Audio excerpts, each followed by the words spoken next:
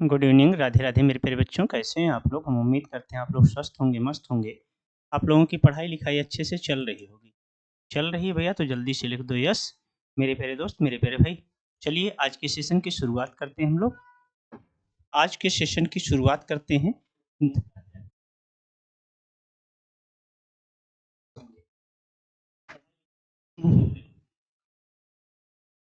Yes, आज के धमाकेदार सेशन की शुरुआत होगी भाई। तो चलिए आज के सेशन का हम लोग देख रहे हैं सीटेट। सीटेट में कब के प्रश्नों को देख रहे हैं मेरे प्यारे बच्चे? तो 2013 के प्रश्नों को आज हम देखने वाले हैं। 2013 के प्रीवियस ईयर जो जुलाई में 2013 में पेपर हुआ था बेटा, उन प्रश्नों को हम देखने वाले हैं। तो चलिए शुरुआत करते हैं आज के सेशन की। हम लोग शुरुआत करते हैं पहले प्रश्न की तरफ हम लोग बढ़ते हैं। मेरे प्यारे बच्चे, पहला प्रश्न यहाँ पे आपको एक गद्यांश दिया गया है। क्या दिया गया है? गद्यांश दिया गया है। और एक गद्यांश आपको अगर छोटा लग रहा होगा तो इसको हम थोड़ा सा बड़ा कर सकते हैं। अभी हमारे पास थोड़ा सा चांस है कि इसको हम बड़ा कर सकते हैं। अगर जरूरत है तो बता दीजिए भाई, नहीं तो हम लोग आगे बढ़े। अगर थोड़ा सा बड़ा कराना चाहते हैं तो इस गद्यांश को थोड़ा सा हम बड़ा कर सकते हैं। बोलें जल्दी से, बड़ा किया जाए गद्यांश को?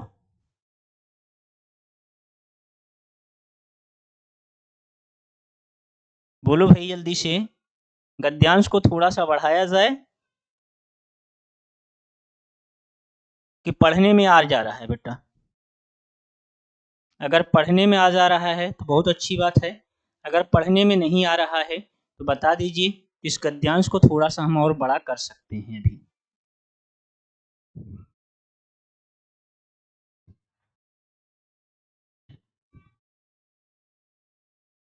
चलिए, गद्यांश को थोड़ा सा बढ़ाना पड़ेगा बेटा। अब इसको हम बढ़ा देते हैं, आपके पास जगह है, स्पेस है थोड़ा सा, तो इसको बड़ा कर लेते हैं। बड़ा करके पढ़ लेते हैं गद्यांश को भी अच्छे से। बस मेरे प्यारे बच्चे, इतना ही बड़ा हो सकता है। यहाँ पे कह रहा है गद्यांश आपका, समाज में पाठशालाओं, स्कूलों अथवा शिक्षा की दूसरी दुकानों की कोई कमी नहीं है। किसकी कमी नहीं है? ना तो पाठशालाओं की कमी है, ना स्कूलों की कमी है, या शिक्षा की दुकानों की कोई कमी नहीं है। छोटे से छोटे बच्चे को माँ बाप स्कूल भेजने की जल्दी करते हैं। 2-2.5 साल के बच्चे को भी स्कूल में बिठाकर आ जाने का आग्रह भी हर घर में बना हुआ है। इसके विपरीत हर घर की दूसरी सच्चाई यह भी है कि कोई भी माँ बाप बालकों के बारे में, बालकों का सही शिक्षा के बारे में और साथ ही सच्चा एवं अच्छा माता पिता अथवा अभिभावक होने का शिक्षण कहीं से भी नहीं प्राप्त करता। माता पिता बनने से पहले किसी भी नौजवान जोड़ों को यह नहीं सिखाया जाता है। माता पिता बनने से पहले किसी नौजवान जोड़ों को यह नहीं सिखाया जाता है माँ बाप बनने का अर्थ क्या है। इससे पहले किसी भी जोड़े को यह भी नहीं सिखाया जाता कि अच्छे और सच्चे दाम्पत्य की शुरुआत कैसी की जानी चाहिए। पति पत्नी होने का अर्थ क्या है यह भी कोई नहीं बताता। परिणाम साफ है कि जीवन शुरू होने से पहले ही घर टूटने बिखरने लगते हैं। घर बसाने की साला न आज तक कहीं खुली है। घर बसाने की साला, शाला का मतलब पाठशाला, पाठशाला का मतलब घर। बसाने की साला ना आज तक खुली है और ना ही खुलती दिखती है। समाज और सत्ता दोनों या तो इस संकट के प्रति सजग नहीं है या फिर इससे अनदेखा कर रहे हैं। तो मेरे प्यारे बच्चे, ये तो आपका गद्यांश है। इस गद्यांश पे आधारित आपके प्रश्न हैं। इन प्रश्नों को देखने का प्रयास करते हैं हम लोग भाई। इस गद्यांश के आधारित प्रश्नों को हम लोग देखने का प्रयास करते हैं। तो चलिए आज के इस सेशन की शुरुआत करते हैं। शुरुआत के पहले प्रश्न की शुरुआत करते हैं। गद्यांश को आप लोगों ने पढ़ लिया होगा। अगर पढ़ लिया है तो जल्दी से यस लिखो। आपका पहला भी शब्द क्या है? तो मेरे प्यारे दोस्त, मेरे प्यारे भाई, जल्दी से आप आंसर करके बताएं। यहाँ पे आपको एक भी शब्द दिख रहा है। कौन सा शब्द दिख रहा है? भी शब्द दिख रहा है। भी शब्द है क्या? आपको तेजी के साथ बताना है। यहाँ पे भी क्रिया है, क्रिया विशेषण है, संबंधवाचक है या निपात है? तो देखते हैं हमारे किस भाई बहन का करेक्ट आंसर यहाँ पे आता है। भी शब्द यहाँ पे क्या है? अगर मैं आपसे बोलूं सुहाना भी जाएगी, सुहाना भी जाएगी, तो यहाँ पे जो भी लगा है बेटा, ये किसके लिए लगा है? ये वाक्य में क्या करने के लिए लगा है? तो जोर देने के लिए लगा है। जोर से आशय क्या है? बल प्रदान करने के लिए लगा है। क्या प्रदान करने के लिए है बेटा? बल प्रदान करने के लिए लगा हुआ है। जिन शब्दों को बल प्रदान करने के लिए लगाया जाता है वाक्य में, उन शब्दों को क्या कहा जाता है? तो आपका आंसर होना चाहिए, उन शब्दों को हम निपात कहते हैं। क्या कहते हैं मेरे प्यारे बच्चों? उन शब्दों को हम क्या कहते हैं? निपात कहते हैं। क्या कहते हैं भाई? निपात कहते हैं। अगर आपका भी आंसर यहाँ पे निपात होगा तो आपका राइट आंसर है। क्या होगा? अगर आपका भी आंसर यहाँ पे निपात होगा भाई, तो आपका आंसर राइट है। क्या है? आपका आंसर एकदम करेक्ट है। बोलो भाई, यही लगाया है आपने भी भाई? बताओ मेरे प्यारे बच्चों, क्या आपने भी यही लगाया है? आपका आंसर अगर निपात है मेरे प्यारे बच्चे, तो आपका आंसर एकदम करेक्ट है। अगले प्रश्न पे आओ। इसके विपरीत हर घर की दूसरी सच्चाई या संस्था यह भी है कि वाक्य के रेखांकित अंश का समानार्थी शब्द क्या होगा? सच्चाई का समानार्थी शब्द आपको बताना है बेटा। किसका समानार्थी बताना है? ये जो सच्चाई शब्द है, इसका समान अर्थ वाला कौन सा शब्द है? सच्चाई का अर्थ सूक्ति होता है, सच्चाई का अर्थ वास्तविक होता है, सच्चाई का अर्थ वास्तविकता होता है, सद्वचन होता है। तो देखते हैं हमारे किस भाई बहन का यहाँ पे करेक्ट आंसर आता है। सच्चाई का अर्थ क्या होता है मेरे प्यारे बच्चे? यहाँ पे सच्चाई है, तो यहाँ पे देखो एक शब्द आपका सच्चा होता है। इस सच्चा शब्द में क्या लगा है? आई प्रत्यय लगा है। क्या लगा है मेरे प्यारे बच्चे? आई प्रत्यय लगा है। आई प्रत्यय लगा अगर है यहाँ पे, तो इसका जो विलोम बनेगा उसमें भी कोई ना कोई प्रत्यय जुड़ा होगा। क्या जुड़ा होगा? कोई ना कोई प्रत्यय जुड़ा होगा। ये वास्तविक होगा या वास्तविकता होगा? मेरे प्यारे बच्चे यहाँ पे जैसे आई लगा हुआ है, तो ऐसे हमें वास्तविक में हमें क्या मिल जाता है? ता प्रत्यय मिल जाता है। सच्चा का क्या हो जाएगा? वास्तविक हो जाएगा। और इसमें जब हम ता प्रत्यय जोड़ देते हैं तो हमारा शब्द वास्तविकता बन जाता है। क्या बन जाता है? वास्तविकता बन जाता है। यही आपका राइट आंसर हो जाएगा। क्या राइट आंसर हो जाएगा बेटा? बी विकल्प, सी विकल्प आपका राइट। 3 नंबर आपका राइट आंसर हो जाएगा, वास्तविकता। अगले प्रश्न पे आ जाओ भाई। अगला प्रश्न देखते हैं। घर के टूटने बिखरने का मुख्य कारण क्या है? घर के टूटने बिखरने का मुख्य कारण है बच्चों के बारे में न जानना है, माता पिता बनने का अर्थ न जानना है, दाम्पत्य का अर्थ न जानना का है, घर बसाने की जल्दी करना। तो देखते हैं गद्यांश के आधार पे हमारा कौन सा बच्चा इसको करेक्ट कर ले जाता है। किस भाई बहन का हमारा एक करेक्ट आंसर यहाँ पे आता है, देखना है हमें सभी बच्चों का आंसर। भाई आप लोग तो आंसर ही नहीं करते हो, केवल मूक दर्शक बन के देखते रहते हो बेटा। घर टूटने या बिखरने का मुख्य कारण क्या है? तो मेरे प्यारे बच्चों, बच्चों के बारे में ना जानना, तो आप कहेंगे नहीं ये तो गलत है। बच्चों के बारे में ना जानना ये गलत है। माता पिता बनने का ना अर्थ जानना ये भी गलत है। घर बसाने की जल्दी करना ये भी गलत है। दाम्पत्य का अर्थ ना जानना, इसीलिए घर आपका क्या होता है? टूटता और बिखरता है। तो सी विकल्प आपका राइट आंसर होगा। अगले प्रश्न पे आएंगे मेरे प्यारे बच्चे। Question number 4। हर घर में किस चीज का आग्रह बना हुआ है? हर घर में किस चीज का आग्रह बना हुआ है? अगर हम गद्यांश पे चलते हैं तो गद्यांश पे देखो बेटा, हर घर में किस चीज का आग्रह बना हुआ है? 2-2.5 साल के बच्चों को भी स्कूल में बिठा कर आ जाने का आग्रह। किसका मेरे प्यारे बच्चे? 2-2.5 साल के बच्चों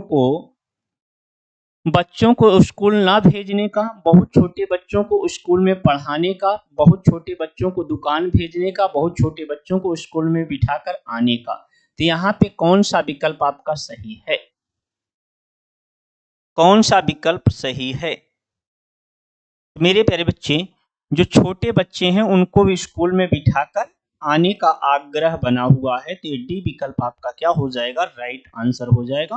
कौन सा विकल्प मेरे दोस्त? डी विकल्प। Question number 5। लेखक के लिए किसका शिक्षण प्राप्त करना जरूरी है? लेखक के लिए किसका शिक्षण प्राप्त करना जरूरी है? पति पत्नी बनने का, बच्चों को किसी भी प्रकार की शिक्षा देने का, अच्छे माता पिता बनने का, छोटे छोटे बच्चों का उच्च विद्यालयों में प्रवेश दिलाने का।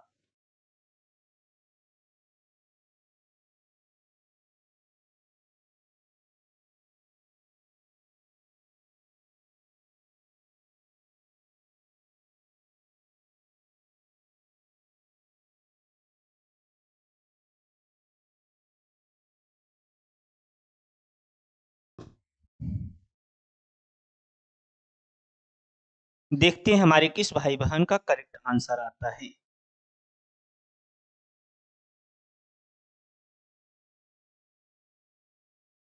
किसी का कोई आंसर नहीं। यहाँ पे आपका राइट आंसर क्या होगा बेटे? अच्छे माता पिता बनने का। क्या होगा? अच्छे माता पिता बनने का। अगर एससी विकल्प आपने भी लगाया है, 3 नंबर आपने भी लगाया है, आपका राइट आंसर होगा। अगले प्रश्न पे आ जाओ। क्वेश्चन नंबर 6 कह रहा है, माता पिता को बच्चों की सही शिक्षा के बारे में जानना क्यों जरूरी है? माता पिता को बच्चों की सही शिक्षा के बारे में जानना क्यों जरूरी है? बच्चों को ज्ञानवान बनाया जा सके, ताकि बच्चों को उच्च डिग्रियां प्राप्त करवाई जा सके, ताकि बच्चे स्वयं प्रवेश लेने के योग्य हों, जिससे बेहतर समाज का निर्माण हो सके। माता पिता को बच्चों को सही शिक्षा के बारे में क्या जानना जरूरी है? हमारे सभी भाई बहन तेजी के साथ आंसर करके बताएं। माता पिता को बच्चों की सही शिक्षा के बारे में क्या जानना जरूरी, बारे में जानना क्यों जरूरी है? रक्षा का आंसर आया है डी विकल्प, वेरी गुड आंसर, जिससे बेहतर समाज का निर्माण किया जा सके। क्या किया जा सके बेटा? जिससे बेहतर समाज का निर्माण किया जा सके। इसलिए माता पिता को बच्चों की सही शिक्षा के बारे में जानना जरूरी होता है। क्वेश्चन नंबर 7, समाज और सत्ता किसके प्रति सजग नहीं है? गद्यांश के आधार पे आपको बताना है समाज और सत्ता किसके प्रति सजग नहीं है। देख लिया बेटा, देख लिया। अभिभावकों के द्वारा शिक्षा प्राप्त न करने के प्रति, ज्ञानवान समाज न बन पाने के घोर संकट के प्रति, घर बसाने की शिक्षा देने वाली शाला खोलने के प्रति, माता पिता द्वारा बच्चों का पालन पोषण न करने के प्रति। मेरे प्यारे दोस्त, यहाँ पे आपके गद्यांश में घर बनाने की शिक्षा देने वाली शाला खोलने के प्रति, यही ये 3 नंबर का विकल्प आपका राइट आंसर होगा। कितने नंबर का? 3 नंबर का आपका राइट आंसर है। अगला प्रश्न है क्वेश्चन नंबर 8, लेखक के अनुसार सबसे पहले क्या जानना जरूरी है? लेखक के अनुसार सबसे पहले क्या जानना जरूरी है? बच्चों के बारे में, बच्चों की शिक्षा के बारे में, माता पिता के शिक्षा स्तर के बारे में, दाम्पत्य की शुरुआत कैसे की जानी चाहिए। ये 4 विकल्प आपके सामने हैं, इनमें से आपको आंसर करके बताना है। देखते हैं इस प्रश्न का आंसर हमारे किस बच्चे का करेक्ट आंसर आता है। लेखक के अनुसार सबसे पहले क्या जानना जरूरी है? दाम्पत्य की शुरुआत कैसी की जानी चाहिए? दाम्पत्य की शुरुआत कैसी की जानी चाहिए? आपका ए विकल्प राइट आंसर है। कौन सा विकल्प मेरे प्यारे बच्चे? ए विकल्प आपका करेक्ट आंसर है। अगले प्रश्न पे आएंगे।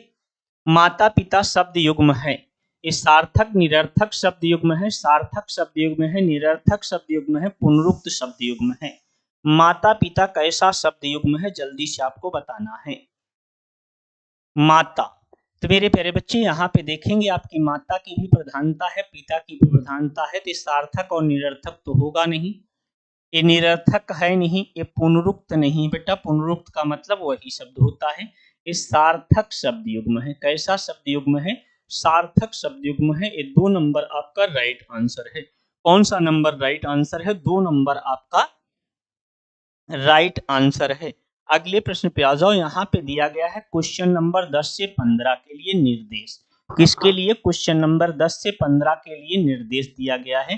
कह रहा है नीचे दी गई पंक्तियों को पढ़कर सबसे उचित विकल्प का चयन कीजिए।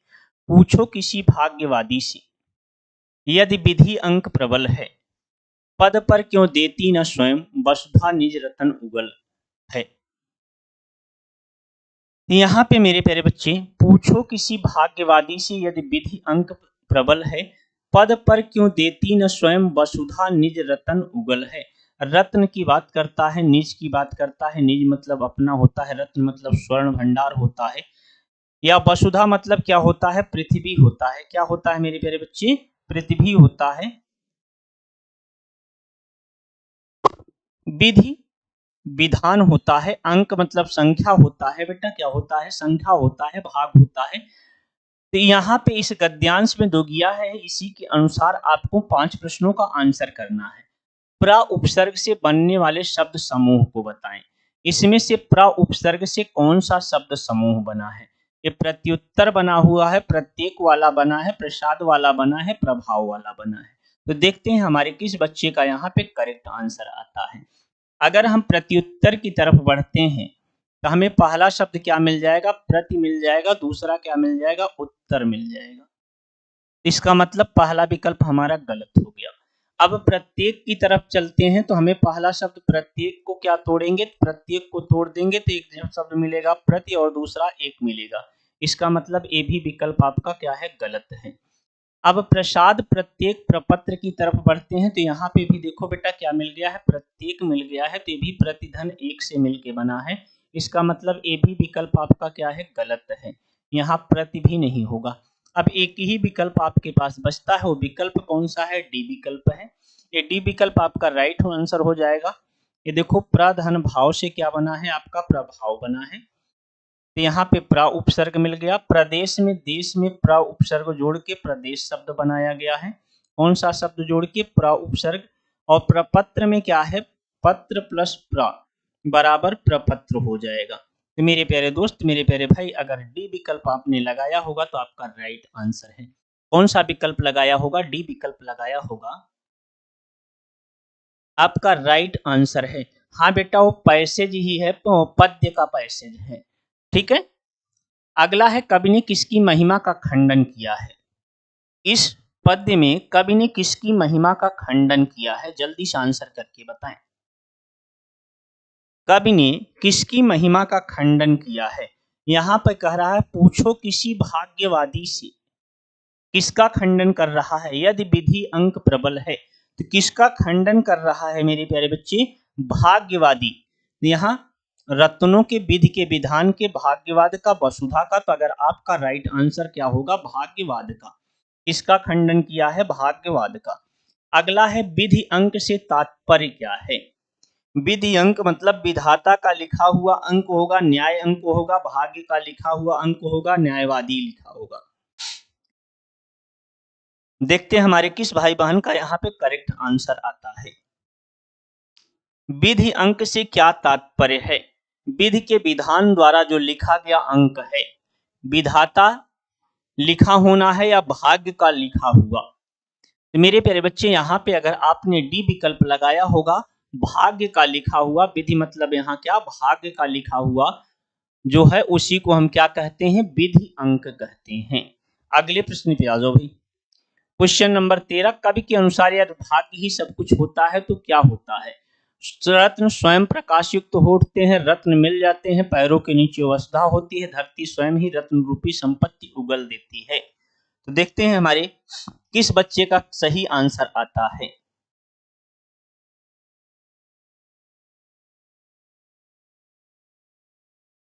रत्न स्वयं प्रकाश युक्त हो उठते हैं मेरे प्यारे बच्चे, रत्न मिल जाते हैं, पैरों के नीचे वसुधा होती है। नहीं बेटा, पैरों के नीचे वसुधा नहीं होती है, धरती स्वयं ही रत्न रूपी संपत्ति उगल देती है। डी विकल्प आपका राइट आंसर है। अगले प्रश्न पे आ जाओ। यहाँ पे 14 नंबर का प्रश्न कह रहा है, तुकबंदी के कारण कौन सा शब्द बदले हुए रूप में प्रयुक्त हुआ है। तुकबंदी के कारण कौन सा शब्द बदले हुए रूप में प्रयुक्त हुआ है। तुकबंदी, ये उगलना मेरे प्यारे बच्चे, या प्रबल या स्वयं, ये तो ऐसे ही लिखे जाते हैं जो, लेकिन ये जो रतन है बेटा, ये मूल रूप से शुद्ध क्या लिखा जाता है, रत्न लिखा जाता है।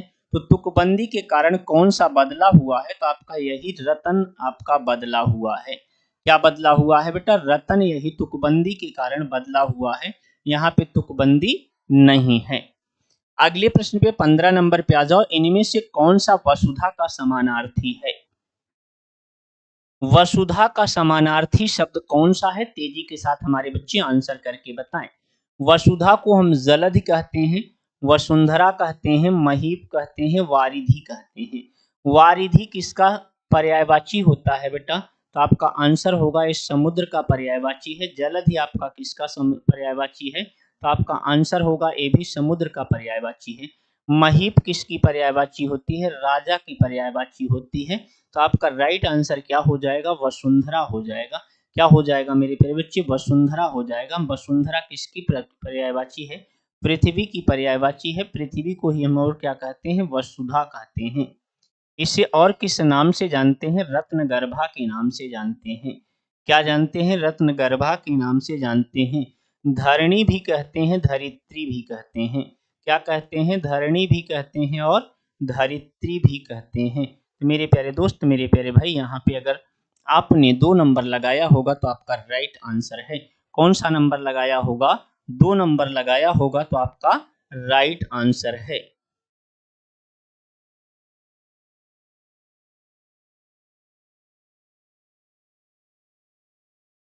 अगला प्रश्न है 16 से 20 नंबर के प्रश्नों को पढ़ के सबसे सही विकल्प को चुनना है। कितने नंबर के मेरे प्यारे बच्चे? 16 से 20 नंबर तक के प्रश्नों को पढ़कर सही विकल्प को चुनना है। तो देखते हैं हमारे कौन से बच्चे का यहाँ पे सही आंसर आता है।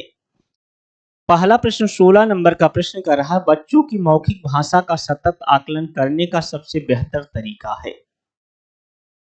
किस भाषा का बेटा? बच्चों की मौखिक भाषा का सतत आकलन करने का सबसे अच्छा तरीका कौन सा है? शब्द पढ़वाना, प्रश्नों के उत्तर पूछना, विभिन्न संदर्भों में बातचीत, सुने हुए को दोहराने के लिए कहना। बच्चों की मौखिक भाषा का सतत आकलन आप कैसे करोगे? शब्द को पढ़वा के करोगे, प्रश्नों के उत्तर पूछ के उसमें से करोगे, विभिन्न संदर्भों में बातचीत करके करोगे, सुने हुए शब्दों को दोहराने के लिए कहकर करेंगे। तो देखते हैं हमारे किस भाई बहन का इस बार करेक्ट आंसर आ रहा है। किस भाई बहन का हमारे करेक्ट आंसर आ रहा है? बच्चों की मौखिक भाषा का सतत आकलन करने का सबसे बेहतर तरीका कौन सा होता है? शब्दों को पढ़वा दिया जाए, या प्रश्नों के उत्तर पूछ लेंगे, या विभिन्न संदर्भों में बातचीत करके, या सुने हुए को दोहराने के लिए कहना। मेरे प्यारे दोस्त, मेरे प्यारे भाई, अगर हम बच्चे से विभिन्न संदर्भों में बातचीत कर लें तो उसके मौखिक भाषा का क्या हो जाएगा? आकलन हो जाएगा। विभिन्न संदर्भों में क्या कर लेना है?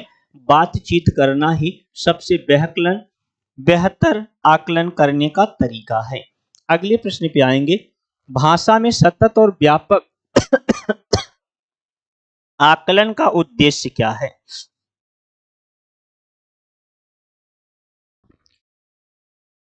वर्तनी की अशुद्धि के बिना लिखने की क्षमता का आकलन, भाषा के व्याकरण का आकलन करना, भाषा के मौखिक और लिखित रूपों के प्रयोग की क्षमता का आकलन करना, पढ़कर समझने की क्षमता का आकलन करना। भाषा में सतत और व्यापक आकलन का उद्देश्य क्या होता है? भाषा में सतत और व्यापक आकलन का उद्देश्य क्या है? अनीता कुमारी डी। पढ़कर समझने की क्षमता का आकलन। मेरे प्यारे बच्चे, पढ़ोगे, केवल पढ़ने से अगर सतत आकलन नहीं हो पाएगा। सतत और व्यापक आकलन मौखिक और लिखित रूपों के प्रयोग की क्षमता का आकलन है बेटा। भाषा के मौखिक और लिखित रूपों के प्रयोग की क्षमता के आकलन को हम क्या कहते हैं? सतत आकलन कहते हैं। सतत और व्यापक आकलन कहा जाता है। क्या कहा जाता है? सतत और व्यापक आकलन। भाषा के मौखिक और लिखित रूपों के प्रयोग की क्षमता का आकलन क्या कहलाता है? यहाँ पे सी विकल्प आपका राइट आंसर है। कौन सा विकल्प राइट आंसर है मेरे प्यारे बच्चे? सी विकल्प आपका करेक्ट आंसर है। अगले प्रश्न पे आएंगे, भाषा कक्षा में विभिन्न दृश्य श्रव्य साधनों के उपयोग का उद्देश्य नहीं है। भाषा कक्षा में विभिन्न दृश्य श्रव्य साधनों का उपयोग का उद्देश्य क्या नहीं है।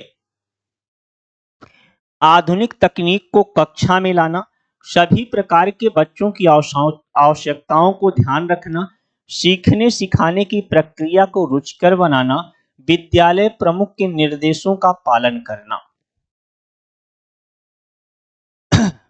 भाई अगर भाषा कक्षा में विभिन्न दृश्य श्रव्य साधनों का उपयोग कर रहे हैं तो इससे क्या होगा, आधुनिक तकनीक को कक्षा में लाया जा रहा है, सभी प्रकार के बच्चों की आवश्यकताओं को ध्यान में रखा जा रहा है, सीखने सिखाने की प्रक्रिया को रुचिकर बना जा रहा है, लेकिन ये जरूरी थोड़ी है विद्यालय के प्रमुख के निर्देशों का पालन करना। अगर विद्यालय का प्रमुख हमसे कह दे कि नहीं आपको विद्यालय में दृश्य और श्रव्य साधन का प्रयोग नहीं करना है तो हम मान जाएंगे, नहीं मानेंगे। इसलिए हमको बच्चों को बेहतर बनाना है, उनके भविष्य का निर्माण करना है, तो हमें जो जरूरत होगी उसको हम वहां पे यूज करेंगे बेटा। तो यहाँ पे क्या है आपका राइट आंसर ए डी विकल्प होगा, विद्यालय प्रमुख के निर्देशों का पालन करना। नको मही सी विकल्प नहीं बेटा। अगला प्रश्न है, नहीं पूछा था, पाठ्य पुस्तक की भाषा, क्या पूछा है, पाठ्य पुस्तक की भाषा।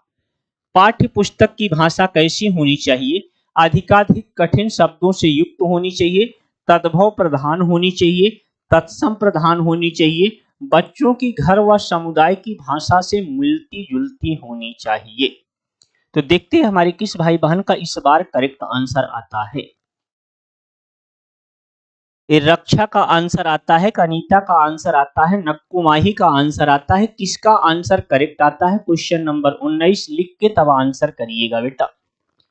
क्वेश्चन नंबर 19 लिख के आंसर करिएगा। यहाँ पे कह रहा है पाठ्य पुस्तक की भाषा कैसी होनी चाहिए, तो मेरे प्यारे बच्चे एक चीज याद रखिएगा, पाठ्य पुस्तक की भाषा घर और समुदाय की भाषा से मिलती जुलती अगर रहेगी तो बच्चे को पढ़ने और समझने में बड़ी ही आसानी मिलती है। इसीलिए किस भाषा का प्रयोग किया जाता है मेरे प्यारे बच्चे, स्टैंडर्ड भाषा का प्रयोग किया जाता है पुस्तक में। किस भाषा का प्रयोग किया जाता है, तो आप देखते हैं पुस्तकों में आपके स्टैंडर्ड भाषा या जिसे आप क्या कहते हो, मानक भाषा कहते हो, उसका क्या किया जाता है, प्रयोग किया जाता है। तो यहाँ पे ए विकल्प आपका राइट आंसर है। क्वेश्चन नंबर 20 आपकी स्क्रीन पे है, प्राथमिक स्तर पर भाषा सिखाने से तात्पर्य है, प्राथमिक स्तर पर भाषा सिखाने से क्या तात्पर्य है।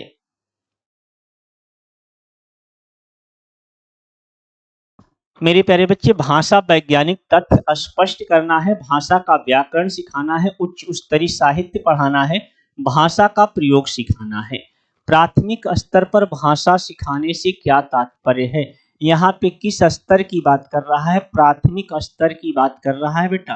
तो प्राथमिक स्तर पे हम क्या करते हैं, भाषा के प्रयोग को सिखाते हैं। क्या सिखाते हैं, भाषा का प्रयोग करना यहाँ पे सिखाते हैं।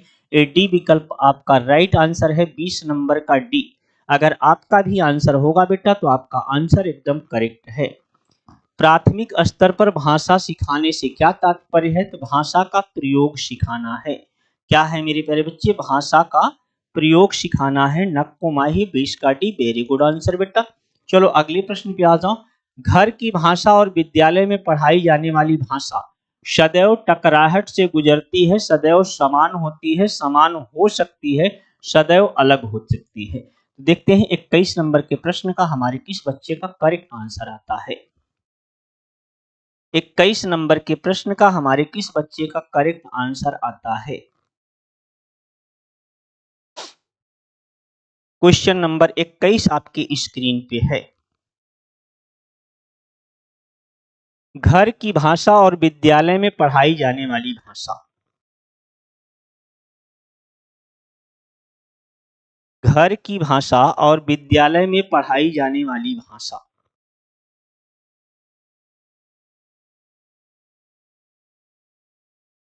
इक्कीस का बी, सदैव समान होती है, नहीं मेरे प्यारे बच्चे, सदैव समान नहीं होती है। सदैव अलग होती है, जरूरी नहीं है सदैव अलग होती है। सदैव टकराहट से गुजरती है, नहीं, समान हो सकती है। संभावना है, क्या है बेटा यहाँ पे, संभावना है। घर की भाषा और विद्यालय में पढ़ाई जाने वाली भाषा समान हो सकती हैं। अगर आपका आंसर यहाँ पे क्या लगा होगा, 3 नंबर लगाया होगा, तो आपका करेक्ट आंसर है क्वेश्चन नंबर 22। प्राथमिक स्तर पर हिंदी भाषा शिक्षण के लिए सबसे अधिक महत्वपूर्ण क्या है? भाषा प्रयोग के अवसर, पाठ्य पुस्तक, उच्च स्तरीय तकनीक का यंत्र, व्याकरणिक नियमों का स्मरण।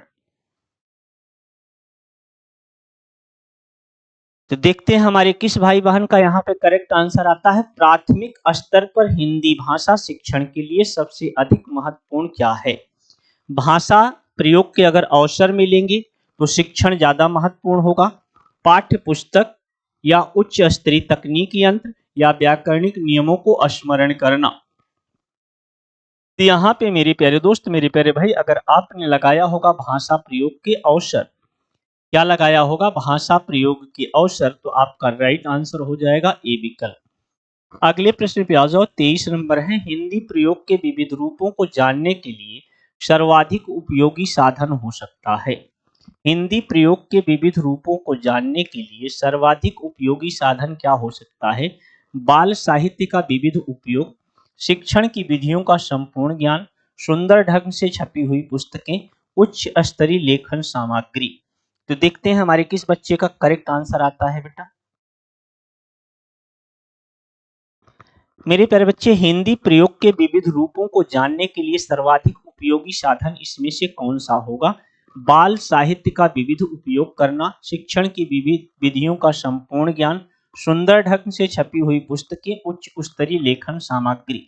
उच्च स्तरीय की भी नहीं है, सुंदर ढंग, संपूर्ण ज्ञान, ये तीनों आपके गलत हैं बेटा। अगर बाल साहित्य का क्या किया जाएगा बेटा? बाल साहित्य का क्या किया जाएगा? विविध प्रयोग, विविध रूपों में प्रयोग कर दिया जाए तो ये हमारा काम विविध रूपों को जानने के लिए सर्वाधिक उपयोगी साधन है। अगला प्रश्न है 24 नंबर। कक्षा और 1 और 2 के बच्चों के लिए आप किस तरह की कहानी का चयन करेंगे? किसकी बात कर रहा है बेटा? कक्षा 1 और 2 के लिए किस प्रकार की कहानी का चयन करेंगे? जो बहुत छोटी हो उसका चयन करेंगे, जिसमें बहुत सारे पात्र हो उसका चयन करेंगे, जिसमें 2 ही पात्र हो उसका चयन करेंगे, या जिसके शब्दों, वाक्यों और घटनाओं के वर्णन की शैली चित्रात्मक हो। कैसी हो?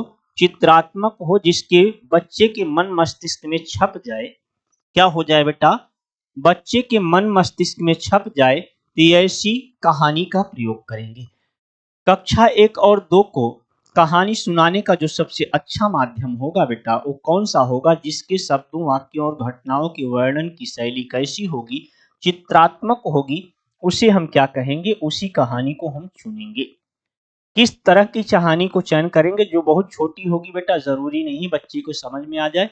जिसमें बहुत सारे पात्र हो, पात्रों का वो नाम भूल जाएगा। जिसमें 2 ही पात्र हो, 2 पात्र होंगे तो कहानी आपकी अच्छी नहीं होगी। तो डी विकल्प आपका राइट आंसर है। Question number 25। प्राथमिक स्तर पर भाषा शिक्षण की प्राथमिकता होनी चाहिए। प्राथमिक स्तर पर भाषा शिक्षण की क्या प्राथमिकता होनी चाहिए? केवल बोलकर पढ़ने की क्षमता विकसित करना, कविता और कहानी के द्वारा केवल श्रवण कौशल का विकास करना, बच्चों की रचनात्मक और मौलिकता को पोषित करना, बच्चों की चित्रांकन क्षमता का विकास करना। Question number 25। देखते हैं हमारे किस भाई बहन का करेक्ट आंसर आता है। Question number 25। केवल बोलकर पढ़ने की क्षमता विकसित करना, कविता और कहानी के द्वारा केवल श्रवण कौशल का विकास करना, बच्चों की रचनात्मकता और मौलिकता को पोषित करना, बच्चों की चित्रांकन क्षमता का विकास करना।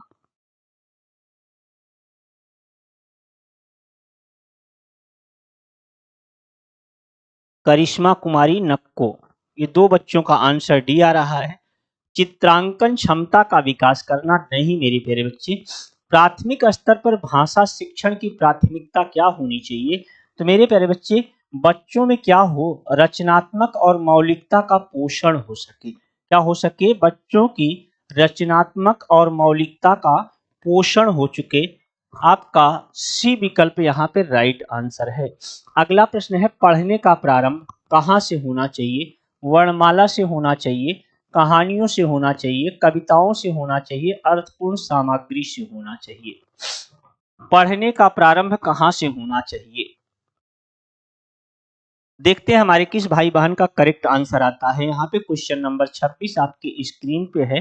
पढ़ने का प्रारंभ कहाँ से होना चाहिए?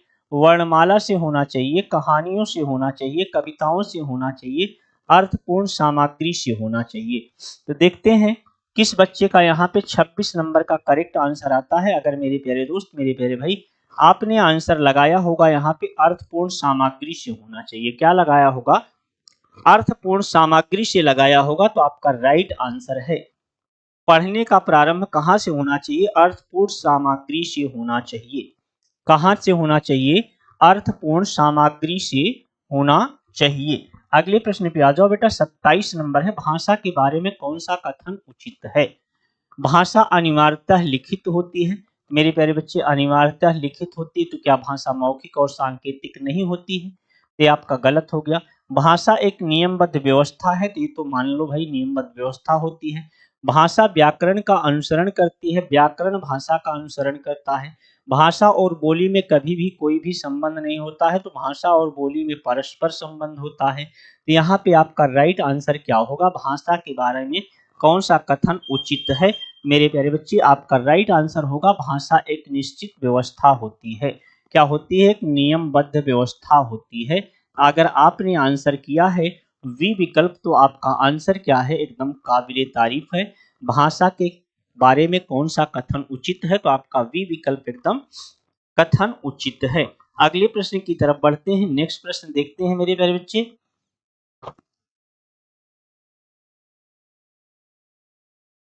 हो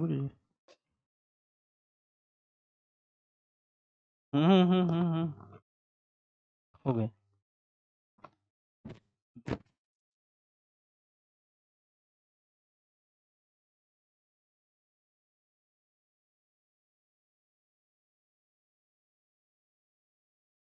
अगले प्रश्न पे आ जाओ बेटा। क्वेश्चन नंबर 28 है, प्राथमिक कक्षाओं में रोल प्ले भूमिका निर्वाह का उद्देश्य होना चाहिए। प्राथमिक कक्षाओं में रोल प्ले मतलब भूमिका निर्वाह का उद्देश्य क्या होना चाहिए? बच्चों को अभिनय सिखाना, एक पद्धति के रूप में इसका उपयोग करना, विभिन्न संदर्भों में भाषा प्रयोग के अवसर प्रदान करना, बच्चों को अनुशासित रखना। तो देखते हैं हमारे किस भाई बहन का करेक्ट आंसर यहाँ पे आता है। बच्चों को अभिनय सिखाना, अभिनय सिखाना हमारा उद्देश्य नहीं बेटा। विभिन्न संदर्भों में भाषा के प्रयोग को अवसर प्रदान करना, बच्चों को अनुशासित रखना, अनुशासित रखने के लिए रोल प्ले भूमिका निर्वाह नहीं होती है। एक पद्धति के रूप में इसका प्रयोग करना, तो ये भी आपका गलत है। तो इसका मतलब आपका सही कौन सा आंसर है यहाँ पे? विभिन्न संदर्भों में भाषा प्रयोग के अवसर प्रदान करना। कौन सा बेटा? ये 3 नंबर आपका राइट आंसर है। क्वेश्चन नंबर 29, भाषा हमारे परिवेश में बिखरी मिलती है, यह कथन किस पर लागू नहीं होता? भाषा हमारे परिवेश में बिखरी मिलती है, यह कथन किस पर लागू नहीं होता? मेरे प्यारे बच्चे, भाषा प्रयोगशाला पे, अखबार पे, विज्ञापन पे, साइन बोर्ड पे। भाषा हमारे परिवेश में बिखरी मिलती है, यह कथन किस पर लागू नहीं हो रहा है? जल्दी से मेरे प्यारे बच्चे आंसर करके बताएं। भाषा प्रयोगशाला पे। किस पे मेरे प्यारे बच्चे? भाषा प्रयोगशाला पे। तो यहाँ पे अखबार में भी, विज्ञान में भी, साइन बोर्ड में भी बिखरी मिलती है। क्वेश्चन नंबर 30, कक्षा में कुछ बच्चे लिखते समय वर्तनी संबंधी त्रुटियां करते हैं। कैसी त्रुटियां करते हैं? बहुत सारे बच्चों में वर्तनी संबंधी त्रुटियां मिलती है। एक भाषा शिक्षक के रूप में आप क्या करेंगे? शब्दों का सही रूप लिखते हुए बच्चों को दोनों तरह के शब्दों का अवलोकन करके अंतर पहचानने का अवसर देंगे। उन्हें सख्त निर्देश देंगे। जहां सख्त आ जाए बेटा, तो इसका मतलब है गलत। उनकी त्रुटियों पर बिल्कुल ध्यान नहीं देंगे, ऐसा भी गलत। उनसे शब्दों को 20 बार लिखने के लिए कहेंगे, ये तो पनिशमेंट हो जाएगा। क्या हो जाएगा मेरे प्यारे बच्चे? ये तो पनिशमेंट हो जाएगा। पनिशमेंट, दंड देना हमारे शिक्षण में नहीं है। तो यहाँ पे आपका राइट आंसर क्या हो जाएगा? ए विकल्प आपका करेक्ट आंसर हो जाएगा। कौन सा विकल्प मेरे प्यारे बच्चे? ए विकल्प आपका राइट आंसर हो जाएगा।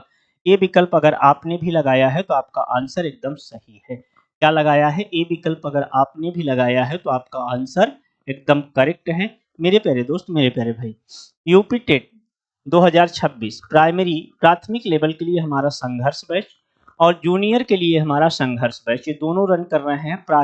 प्राथमिक की 5500 फीस 5500 फीस है, लेकिन ये बैच आपको फ्री में मिल रहा है। इसमें मिलेगा क्या? लाइव रिकॉर्डेड क्लास मिलेगी, क्लास पीडीएफ मिलेगी, टेस्ट सीरीज मिलेगी, प्रैक्टिस मिलेगा, डाउट क्लास मिलेगा, एग्जाम ओरिएंटेड आपके कंटेंट मिलेंगे। जूनियर लेवल का जो हमारा बैच है बेटा, ये भी संघर्ष बैच के नाम से है, ये भी आपको फ्री ऑफ कॉस्ट मिल रहा है, इसमें भी वही फैसिलिटी है। तो मेरे प्यारे बच्चे, इससे जुड़ने के लिए आपको क्या करना है, द स्मार्ट विजन क्लासेस का आपको ऐप डाउनलोड कर लेना है। द स्मार्ट विजन क्लासेस, आप प्ले स्टोर पे जाएं, वहां से इस ऐप को डाउनलोड करें। ऐप को डाउनलोड कर लीजिए और वहां से सारी जानकारी आपको मिल जाएगी। इसके अलावा एनसीईआरटी बैच हमारा हिस्ट्री का, एनसीईआरटी बैच हमारा साइंस का, एनसीईआरटी बैच हमारा ज्योग्राफी का और एनसीईआरटी बैच हमारा पॉलिटी का रन कर रहा है। इन बैचेस से जुड़ने के लिए जो कॉन्टैक्ट नंबर दिया गया है, इस पे संपर्क करें। इसके अलावा और कोर्सेज हमारे कौन कौन से कोर्स संचालित हो रहे हैं? टीजीटी है, पीजीटी है, एलटी है, जीआईसी है, यूजीसी नेट, जेआरएफ है, ये सारे सब्जेक्ट। इसके अलावा C TET, UP TET, S TET, DSSB, BPSC, KVS, NVS, EMRS. इसके लिए, इन बैचेज के लिए आप अधिक से अधिक जानकारी के लिए हमारे द स्मार्ट विजन क्लासेस को आप ऐप को डाउनलोड कर लीजिए, वहां से सारी जानकारी मिलेगी। मेरे प्यारे बच्चे, थैंक्स फॉर वाचिंग। मेरे प्यारे बच्चों, आपने इतना बहुमूल्य समय मेरे साथ बिताया, इसके लिए हम तहे दिल से आपका शुक्रगुजार हैं। बाकी मिलते हैं नेक्स्ट क्लास में अगली पेपर के साथ। तब तक के लिए दीजिए हमें इजाजत। जय हिंद, जय भारत।